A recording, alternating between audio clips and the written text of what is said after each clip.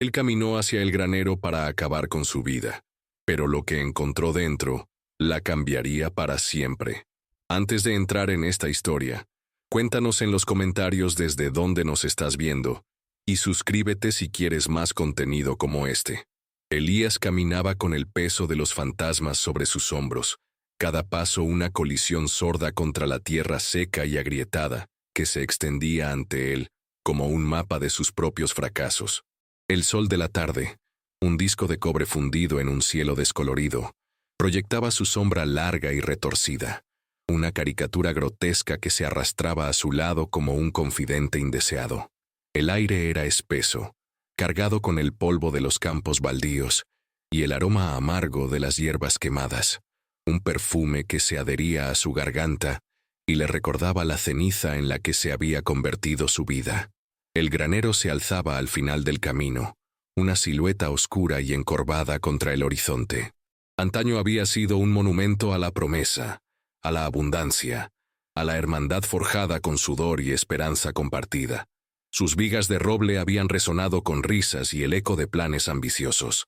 Ahora, parecía una tumba esperando a su ocupante. Su estructura se hundía ligeramente hacia un lado, como un anciano doblegado por el cansancio, y la pintura roja, descascarillada y pálida, parecía sangrar bajo la luz implacable. Cada crujido de la madera bajo el viento sonaba como una acusación.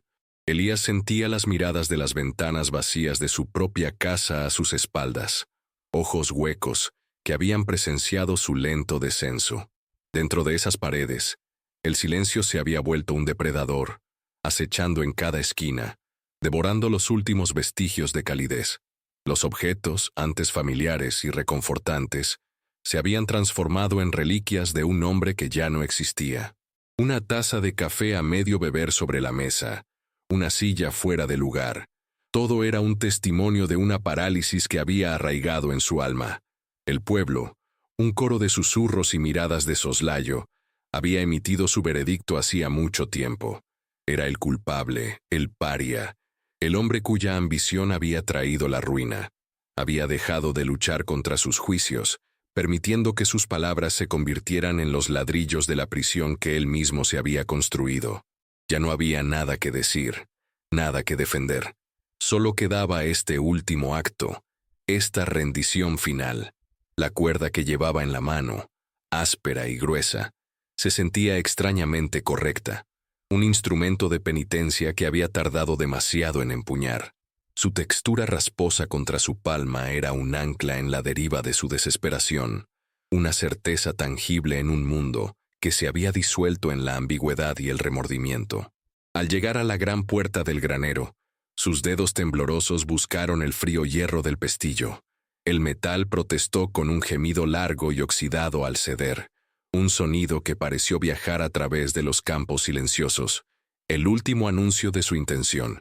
El interior lo recibió con una bocanada de aire estancado, una mezcla del dulce olor a heno podrido y el hedor mineral del olvido.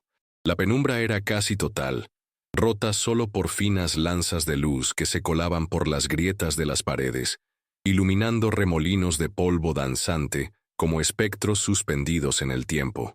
Aquí terminaría todo. En el corazón de lo que una vez fue su mayor orgullo, encontraría su liberación. El silencio del interior del granero era diferente al de la casa. No era un silencio vacío, sino uno lleno de presencias. Era un silencio denso, pesado, como el agua profunda de un pozo. Olía a tiempo detenido, a trabajo abandonado, al sudor de veranos pasados que se había impregnado en la madera. Elías cerró la puerta a sus espaldas y el mundo exterior desapareció. El chirrido del pestillo al encajar en su lugar fue un punto final. El sonido de una celda cerrándose desde dentro. Se quedó inmóvil durante un largo momento, permitiendo que sus ojos se acostumbraran a la oscuridad. Lentamente, las formas emergieron de las sombras. El contorno de un viejo tractor cubierto por una lona polvorienta, pilas de sacos vacíos desplomados como cuerpos sin vida, herramientas oxidadas colgadas en las paredes como artefactos de una civilización perdida. Cada objeto era una espina, La horquilla en la esquina era la misma con la que él y Mateo habían apilado el heno hasta altas horas de la noche, riendo y soñando con la cosecha que los haría ricos. El tractor era aquel que habían comprado juntos, celebrando con una botella de licor barato, sentados en el capó mientras imaginaban un futuro de prosperidad sin límites. Un destello de memoria, tan vívido que le robó el aliento, lo asaltó. Veía a Mateo, con la cara manchada de grasa y una sonrisa que abarcaba todo su rostro, golpeándole la espalda. Lo lograremos, Elías. Juntos. Este lugar será nuestro legado. La voz resonó en el cráneo de Elías, no como un recuerdo cálido, sino como el eco burlón de un profeta fallido. El legado era este: un santuario en ruinas, un hombre roto y una cuerda en la mano. Sacudió la cabeza para disipar el fantasma, pero la sensación de la mano de Mateo en su espalda persistió. Una quemadura de culpa. Sus ojos se fijaron en la viga central que atravesaba el techo, ancha y sólida como una columna vertebral. Había soportado el peso de incontables fardos de heno, el rigor de tormentas y el paso de las estaciones. Ahora soportaría un último peso. La soga en su mano se sentía más pesada. Viva. Comenzó a manipularla, sus dedos torpes al principio, luego moviéndose con una memoria mecánica, casi ajena a su voluntad. El nudo del verdugo. Lo había visto en un libro viejo, una ilustración macabra que se había grabado en su mente. 13 vueltas, un número que le pareció irónicamente apropiado. Cada vuelta de la cuerda era un pecado, un error, una palabra no dicha, una acción no realizada. Contaba en silencio, mientras sus manos trabajaban.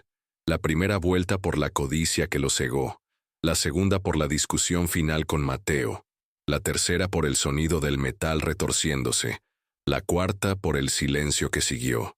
5, 6, 7. Cada giro apretaba un nudo invisible alrededor de su propio pecho, dificultando la respiración.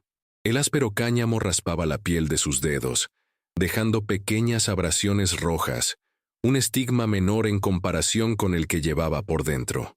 El granero parecía observar su ritual con una indiferencia monumental.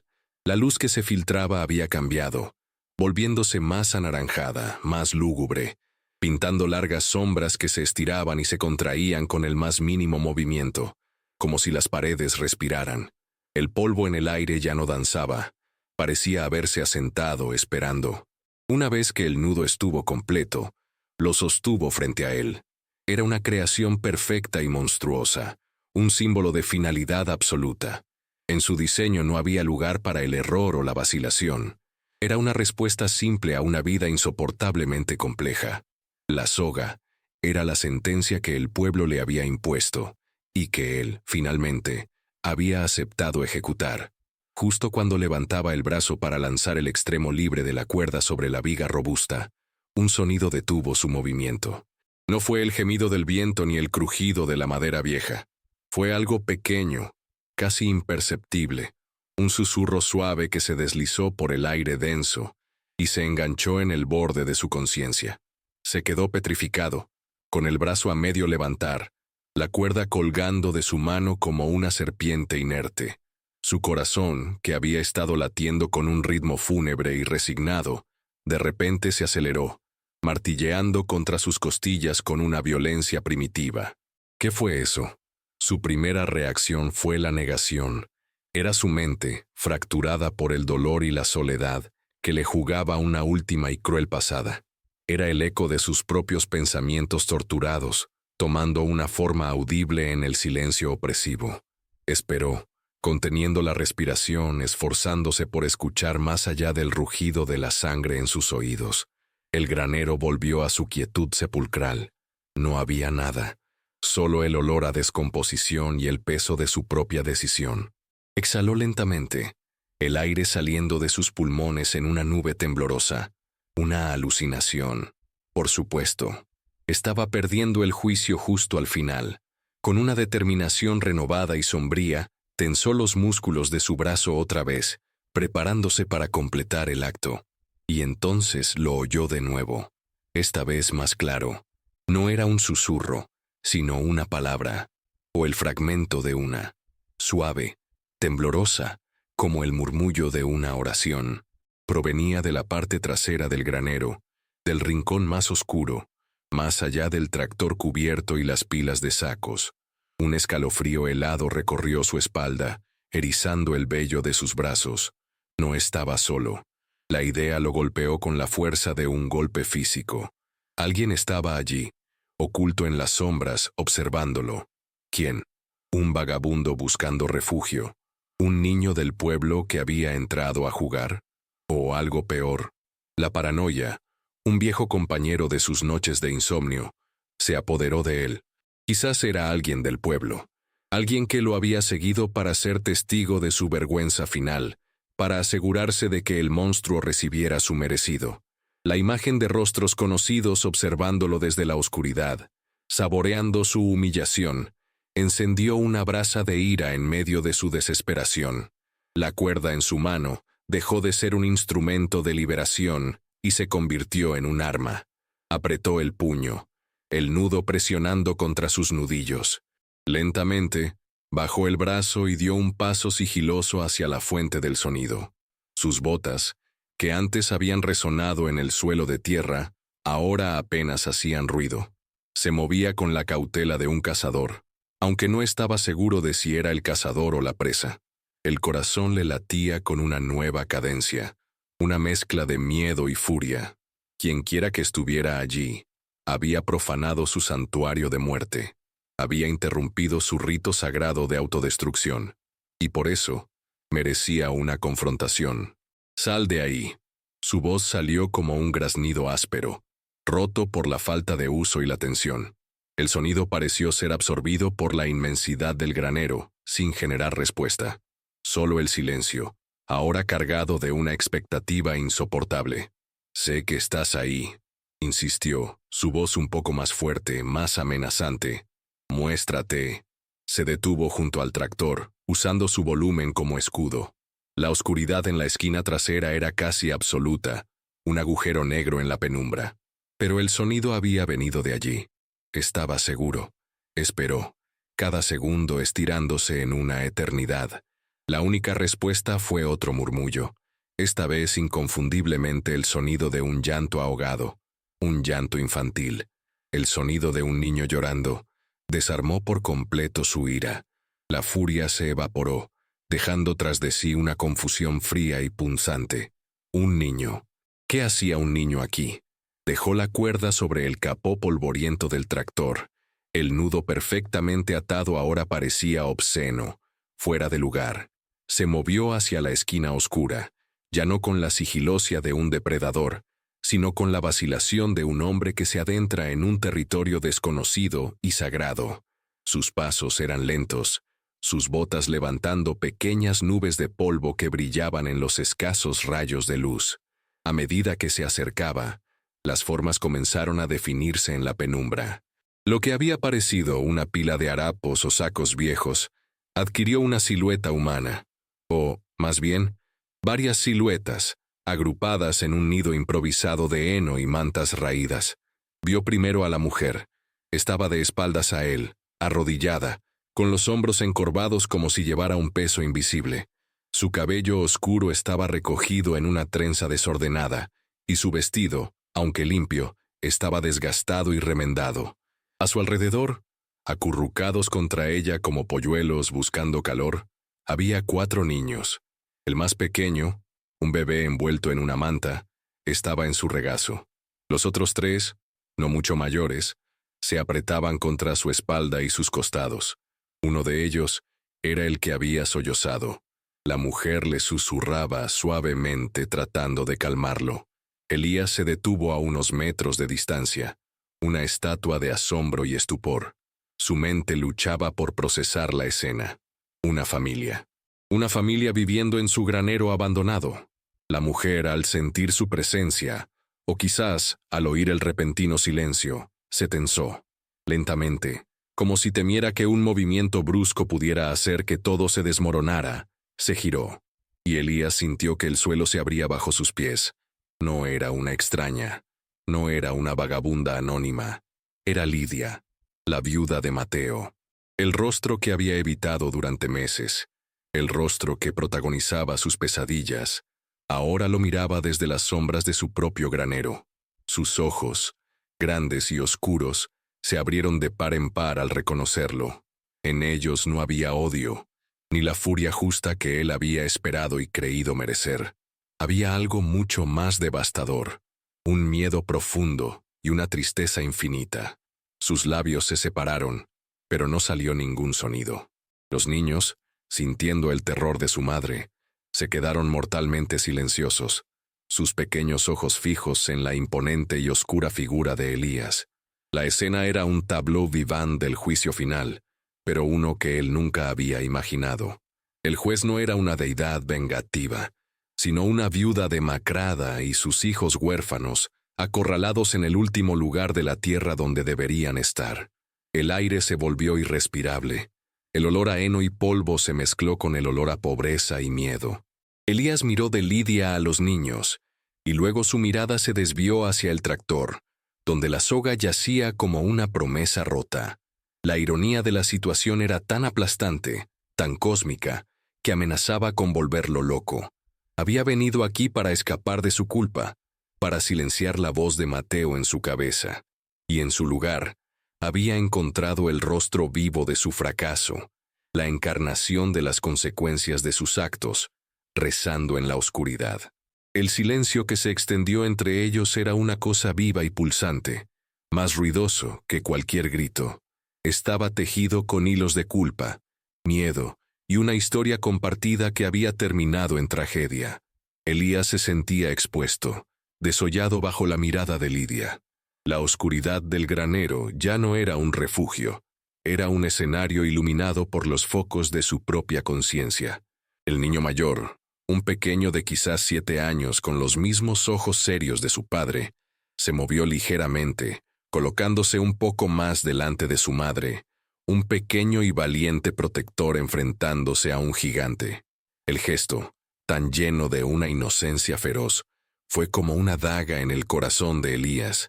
Quería hablar, decir algo, pero su garganta era un nudo de polvo y vergüenza. ¿Qué podía decir? Disculpa, estaba a punto de colgarme, no quería interrumpir. La absurdidad de su situación era grotesca. Finalmente, forzó las palabras a salir, su voz sonando extraña y hueca en el espacio cavernoso. ¿Qué hacéis aquí? La pregunta salió más dura, más cortante de lo que pretendía, teñida por la conmoción y la autodefensa. Sonó como una acusación, como si ellos fueran los intrusos en su desesperación privada. Lidia se estremeció ante su tono, apretando más fuerte al bebé en su regazo. Sus labios temblaron antes de que pudiera responder. Nosotros no teníamos a dónde ir, Elías. Su voz era apenas un susurro, frágil como una hoja seca, pero cada sílaba resonaba en el silencio con el peso de una verdad ineludible. La casa. Nos la quitaron. Elías la miró fijamente, la confusión luchando contra la marea de culpa que amenazaba con ahogarlo. «Quitaros la casa». ¿Quién? Sabía la respuesta incluso antes de que ella la pronunciara. Sabía cómo funcionaba el mundo, cómo los depredadores solían la sangre en el agua.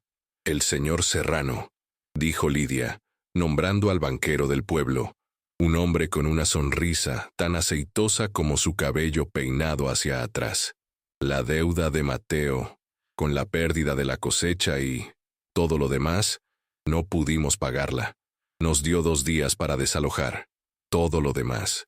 Esa frase flotó en el aire, pesada y llena de significado. Todo lo demás era él. Era su plan, su riesgo, su fracaso. Era la maquinaria rota, la inversión perdida, la muerte de Mateo. Era la razón por la que una viuda y 4 niños se refugiaban en un granero ruinoso. La mente de Elías se tambaleó. Había estado tan consumido por su propio sufrimiento, tan ahogado en su autocompasión, que no se había detenido a considerar las ondas expansivas de su desastre. Había visto a Lidia en el pueblo, sí, pero siempre desde lejos, bajando la mirada, huyendo antes de que sus caminos pudieran cruzarse. Había asumido que ella, de alguna manera, estaría bien, cuidada por la comunidad, por la iglesia. Pero la comunidad, la misma que lo había condenado a él, simplemente había apartado la vista de la consecuencia más incómoda de la tragedia. Era más fácil culpar a un hombre que ayudar a una familia rota. Pero, ¿por qué aquí? Logró preguntar, la voz aún áspera. De todos los lugares, ¿por qué mi granero? Lidia bajó la mirada hacia el suelo polvoriento, como si la respuesta estuviera escrita allí.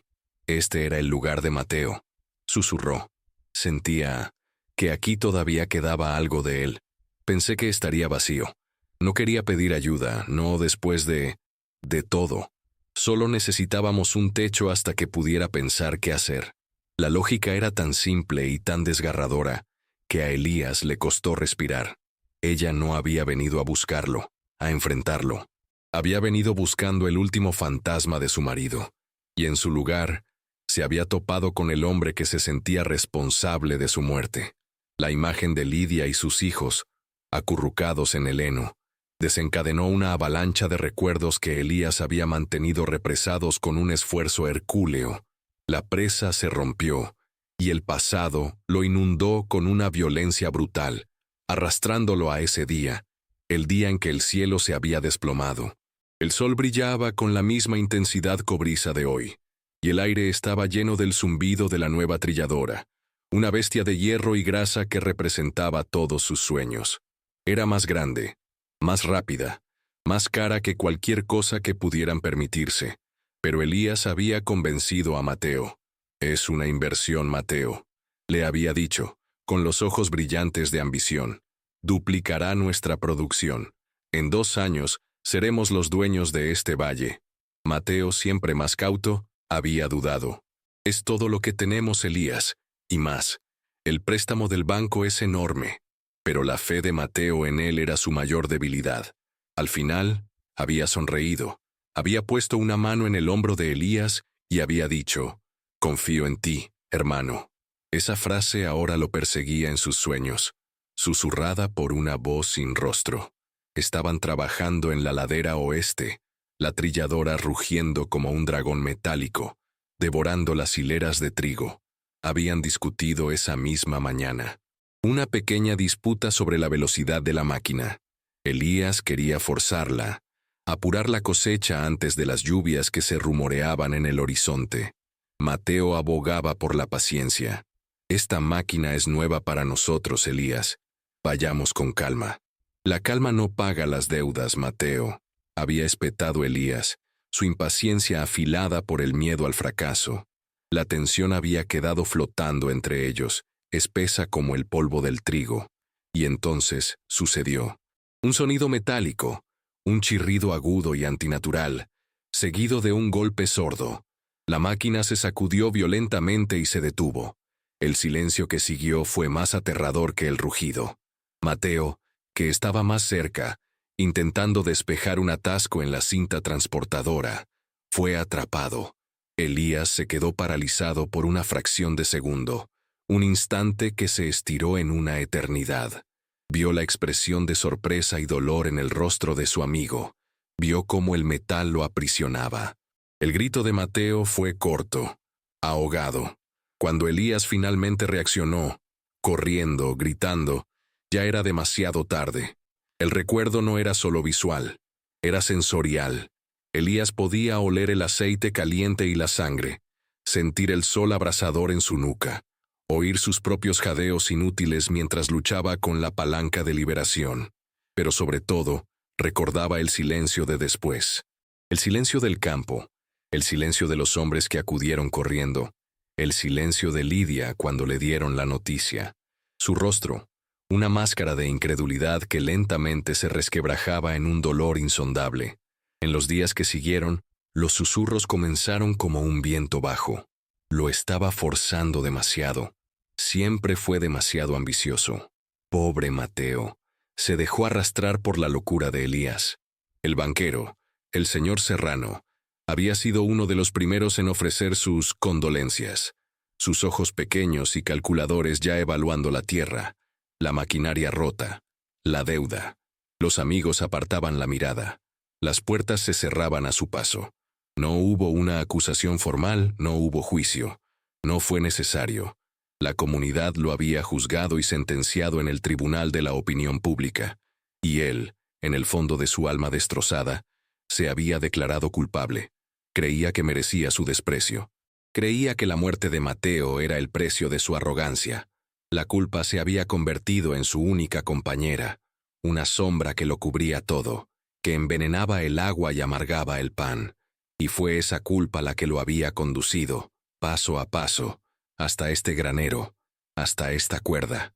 El torrente del recuerdo lo devolvió al presente con una sacudida, dejándolo jadeando en la penumbra del granero. La historia que su mente acababa de reproducir con una claridad tortuosa chocaba violentamente con la escena que tenía delante. Allí, en el suelo, no estaba la acusadora de sus pesadillas, sino una mujer que había venido a buscar el último eco de su marido. Una mujer despojada de todo, no por un acto de Dios, sino por la fría aritmética de los hombres. Sus ojos se encontraron de nuevo con los de Lidia. En su mirada había algo que lo desconcertó aún más que el miedo, una especie de compasión. Era ilógico, era imposible. Él era la causa de su miseria. Debería odiarlo, debería gritarle, maldecirlo, arrojarle la verdad a la cara. Pero ella permanecía en silencio, su dolor contenido en una dignidad que lo avergonzaba profundamente. «¿Por qué me miras así?», preguntó él, la voz apenas un murmullo. Lidia tragó saliva, sus dedos trazando un patrón invisible sobre la manta que cubría al bebé. «Cuando nos echaron, oí los rumores en el pueblo», comenzó, su voz ganando una pizca de fuerza. «Decían que no salías de casa, que te estabas consumiendo, decían cosas terribles». Hizo una pausa, y en ese breve silencio, Elías entendió. Ella sabía de su desesperación. «Anoche no pudimos dormir por el frío», continuó. «Los niños tenían miedo, así que les dije que rezáramos, para mantenernos calientes, para no tener miedo». Elías la escuchaba, inmóvil, sintiendo cómo cada palabra desmantelaba un poco más la fortaleza de su autodesprecio. «El pequeño Mateo», dijo, inclinando la cabeza hacia el niño que se escondía tras ella. «Preguntó por quién rezábamos. Le dije que rezábamos por todos los que sufren, por los que están solos y han perdido la esperanza». Miró directamente a los ojos de Elías, y su siguiente frase lo golpeó con la fuerza de una ola. «Y entonces rezamos por ti, Elías, por él». La palabra resonó en la catedral vacía de su cráneo. Rezaron por él. No en su contra, no por venganza divina. Rezaron por su alma, por el hombre que ellos, más que nadie en el mundo, tenían derecho a odiar. La ironía era tan profunda, tan amarga, y a la vez tan extrañamente purificadora, que le robó el aire. Había venido a este granero para ser juzgado y ejecutado por su pecado, y en su lugar había encontrado a sus víctimas rezando por su salvación. La soga, que aún yacía sobre el tractor, de repente le pareció un objeto ridículo, un accesorio de un melodrama barato que él mismo había escrito. Su gran tragedia, su dolor monumental, se encogió ante el sufrimiento silencioso y digno de esta mujer. Él se había revolcado en su culpa, permitiendo que lo consumiera, usándola casi como un escudo para no tener que enfrentar el mundo. Ella, en cambio, había enfrentado la ruina, el hambre y el miedo, y su primera respuesta fue la gracia. Elías sintió que algo se rompía dentro de él, no de forma violenta, sino como el lento resquebrajamiento del hielo en primavera. Una fisura se abrió en la armadura de su miseria, y a través de ella, por primera vez en meses, entró una astilla de luz. No era la luz del perdón ni de la redención. Era la luz más cruda y terrible de la perspectiva. El peso de la revelación de Lidia fue demasiado para soportar. Las rodillas de Elías cedieron y se desplomó, no con un ruido sordo, sino con la silenciosa rendición de un edificio que se derrumba desde dentro. Cayó de rodillas sobre la tierra compacta, el impacto apenas registrado. Su cabeza se inclinó hacia adelante, sus manos apoyadas en el suelo como si tratara de evitar que el mundo entero se inclinara y lo arrojara al vacío. No lloró. Las lágrimas eran un lujo que no se había permitido, Una liberación que no creía merecer. Lo que sintió fue una implosión, un colapso silencioso de todas las defensas que había construido. La ira, el orgullo herido, la autocompasión, todo se disolvió, dejando solo un núcleo desnudo y tembloroso de vergüenza. La imagen de la soga brilló en su mente, una visión fantasmal. La había atado con tanto cuidado, cada nudo una afirmación de su desesperanza. Ahora, la visión de esa cuerda se entrelazaba con la imagen de los rostros de los niños, sus ojos grandes y asustados fijos en él. Un instrumento de muerte frente a la vida en su forma más frágil y vulnerable. El contraste era una tortura física. El granero, que había elegido como su tumba, se había transformado. Ya no era un mausoleo para su fracaso, sino un refugio improvisado para la misma gente a la que había perjudicado. El aire ya no olía a muerte, sino a la humanidad tenaz y resistente. Vio el rostro de Mateo, no en un flashback atormentador, sino en los rasgos del niño que llevaba su nombre. Vio la terquedad de Mateo en la mandíbula del niño, su amabilidad en la forma en que su hermana pequeña le agarraba la mano. Estaba rodeado por el legado de Mateo, un legado que no era de riqueza ni de tierras, sino de carne y hueso, de amor y de supervivencia. «Lo siento», susurró Elías al suelo polvoriento. La palabra salió rota, un fragmento de sonido apenas audible. No era una disculpa para Lidia, no todavía. Era una confesión al universo, al fantasma de su amigo, a sí mismo. «Lo siento».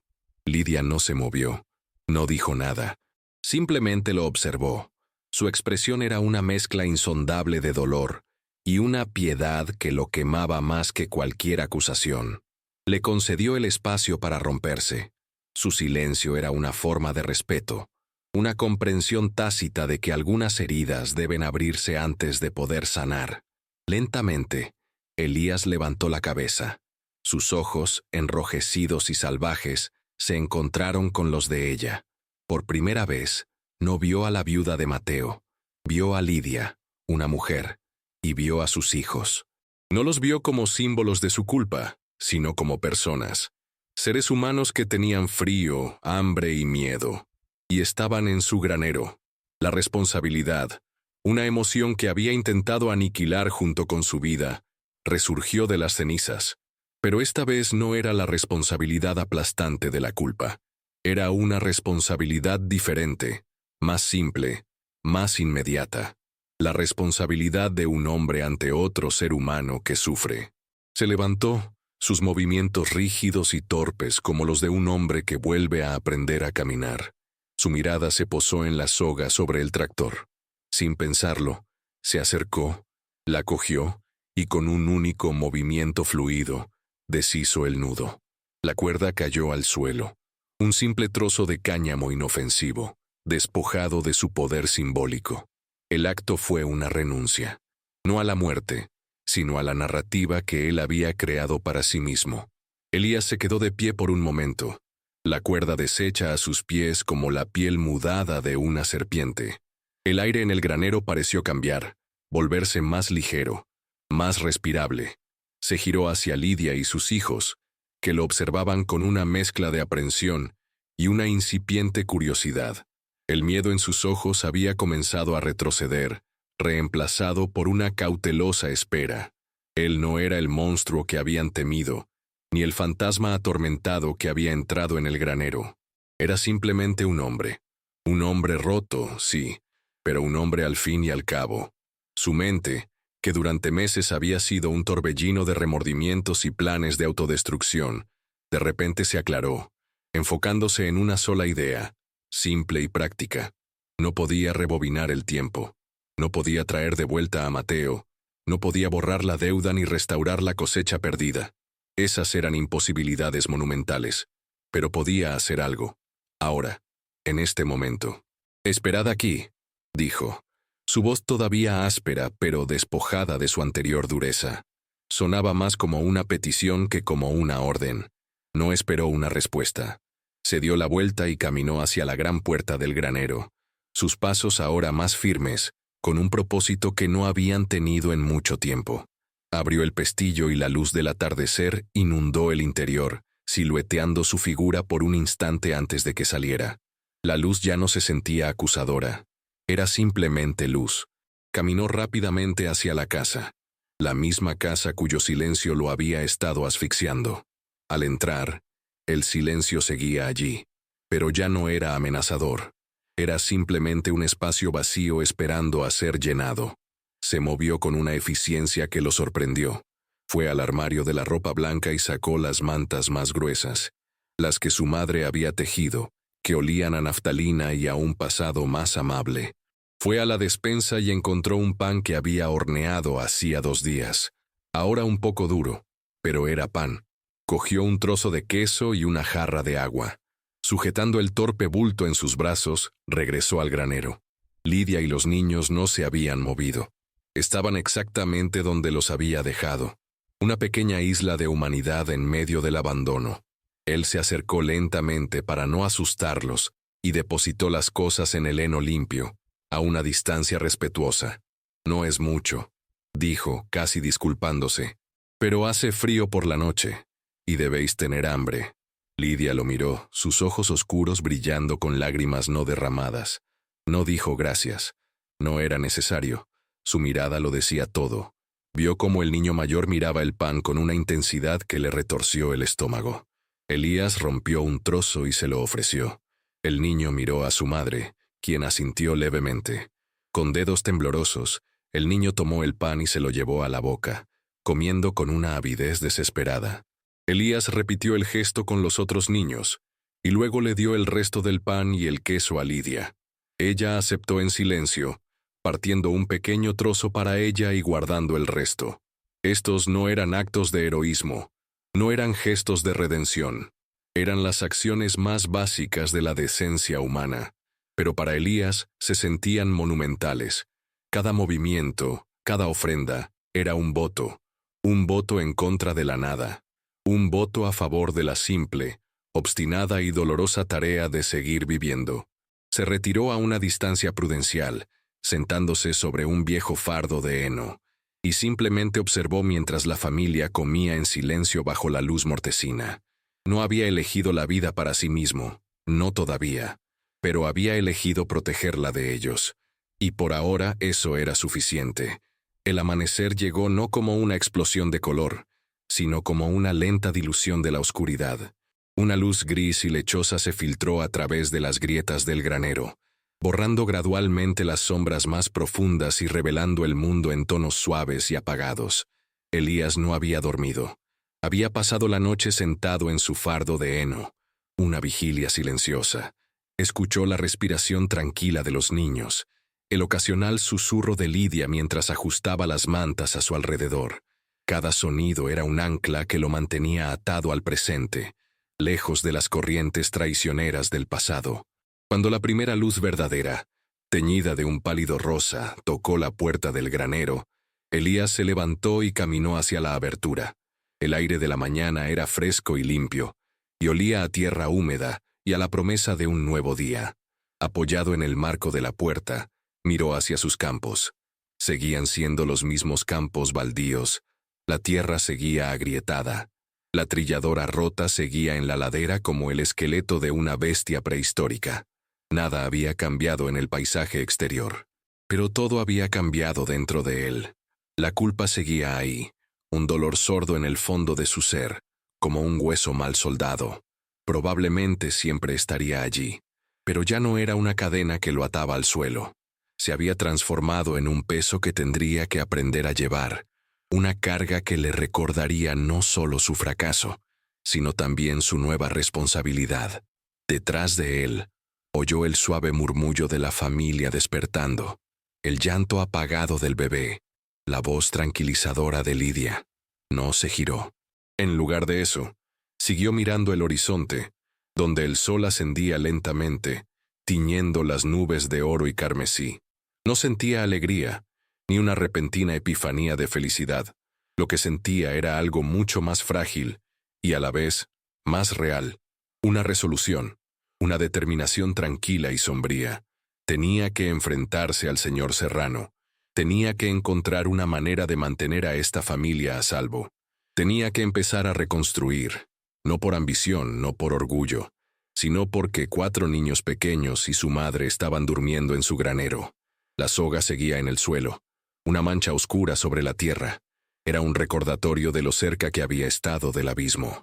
Pero ahora, al mirar la vasta extensión del cielo, el mundo ya no parecía una prisión, sino un lugar de posibilidades arduas y difíciles.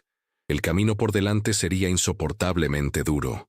Enfrentaría el desprecio del pueblo, la codicia del banquero y sus propios demonios persistentes. Pero por primera vez en mucho tiempo, el futuro no era un final, sino un comienzo. Un comienzo forjado en la desesperación, nacido en un establo oscuro y bautizado por un acto de gracia inesperada. Elías respiró hondo, el aire fresco llenando sus pulmones. No estaba curado, no estaba perdonado, pero estaba vivo. Y detrás de él, en el corazón de sus ruinas, había vida. Y esa, se dio cuenta mientras el sol finalmente se alzaba sobre las colinas, era una razón suficiente para luchar.